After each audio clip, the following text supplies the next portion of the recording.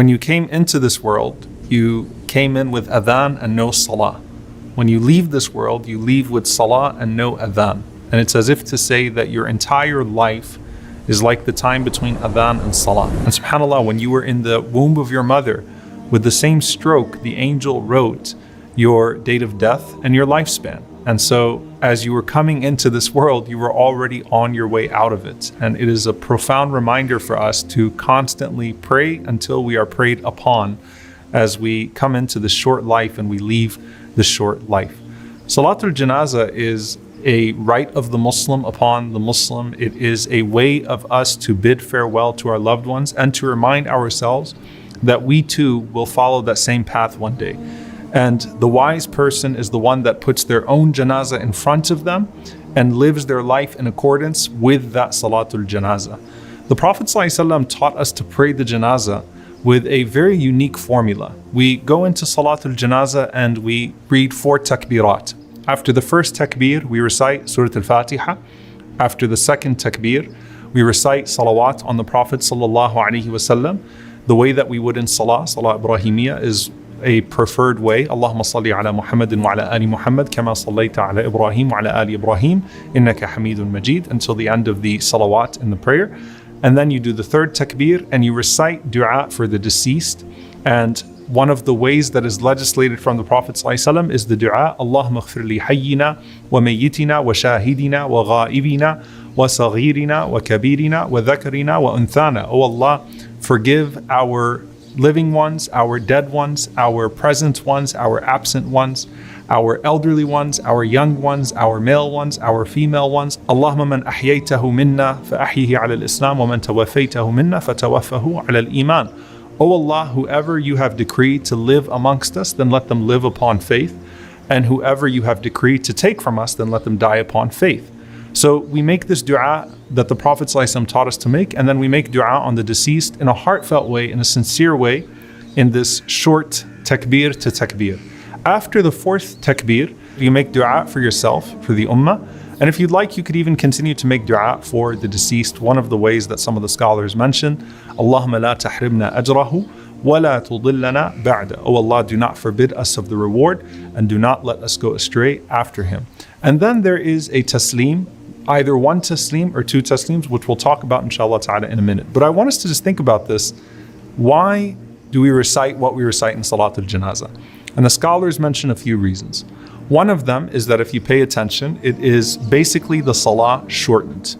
The way you begin your salah is with Alhamdulillahi Rabbil Alameen, with the thana and then the Surah Al-Fatiha. The way you end your salah is with salawat on the Prophet sallallahu alaihi wasallam. So that's one way that the scholars mention the reasoning for which we pray janazah in this way. Another thing that the scholars mention is that what are the ingredients of an accepted dua? An accepted dua has what? Hamd, praise of Allah subhanahu wa ta'ala, and then it ends with salawat on the Prophet sallallahu alaihi wasallam. And so the Salatul Janazah has the perfect formula of dua by assuring that we have praise and that we have prayers upon the Prophet sallallahu alaihi wasallam before we pray upon our loved ones and the ummah as a whole. So you have that, and that's also why some of the scholars mention that there is one taslim according to some of the schools, because it is not a complete salah. Now obviously, if you're praying janazah behind someone, then you will do what they do inshallah. So it's not a problem if they do one taslim or if they do 2 taslims. Now I want to speak about janazah as a right of the Muslim on the Muslim, okay? Because this is a community right, and we often don't think of it that way. The Prophet ﷺ said the rights of the Muslim upon the Muslim are 5. He said sallallahu alaihi wasallam to respond to the salam. And what did the Prophet ﷺ say is one of the signs of the Day of Judgment? That people only say salam to those that they know. Okay, so it's no longer a greeting between the Muslims, it's a greeting for the cliques amongst the Muslims. And so you neglect those. It's as if to say, if you don't have something added to your being a Muslim, then you don't deserve my salam. The second thing the Prophet ﷺ said is visiting the sick. And I know that, in the midst of a pandemic that becomes complicated, but in regular times, I want you to think about how neglected this sunnah is of visiting sick people. Not because you have to, not because they're your family, not because you're expected to because of some closeness that they have to you, but just for the sake of Allah subhanahu wa ta'ala, going and visiting the sick and comforting them and making dua for them. That is a beautiful community practice. That is one of the neglected sunnah, the neglected practices of our time. The third thing the Prophet ﷺ said is following the janazah. Okay, so think of it in light of the previous two that I mentioned, that you pray janazah and you bury the person properly, that you attend the janazah and you follow the janazah. Then the Prophet ﷺ said that you accept their invitations. Who do we usually accept invitations from? Who do we usually invite, right? People of a certain class or people of a certain connection. The fifth thing the Prophet ﷺ said, that you respond to their sneeze. When someone sneezes and they say Alhamdulillah, you say Yarhamukallah, may Allah have mercy on you. So it is a right, and it is not something that should be deemed only necessary when someone is significant. And even if you move away from the technical part of it, right? Salatul Janazah is fard kifaya.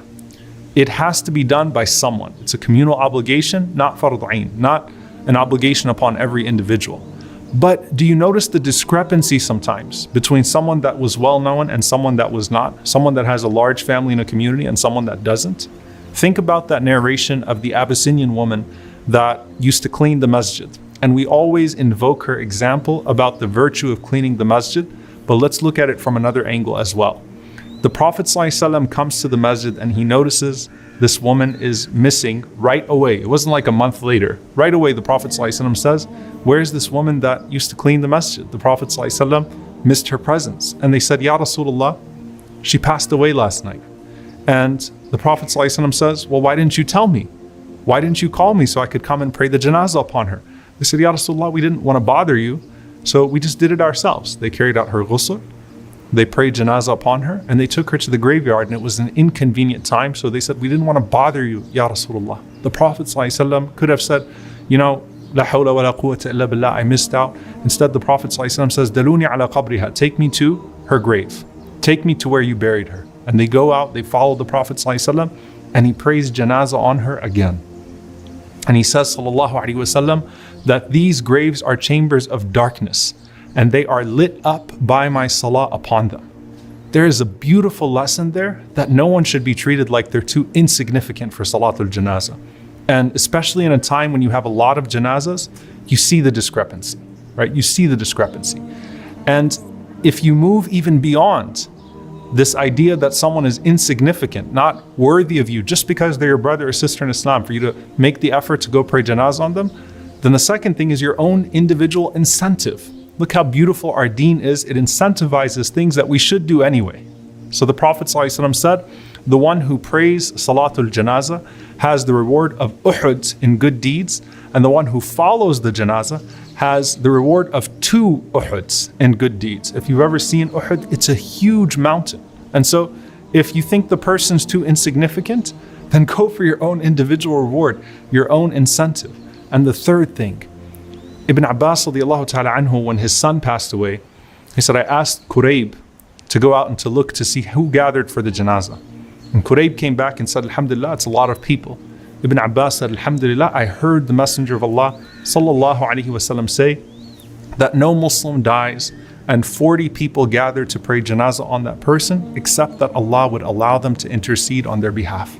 So let's try to have large janazahs, sincere janazahs, because no one is insignificant. There is plenty of incentive, and we can be intercessors for our brothers and sisters as we bid them farewell.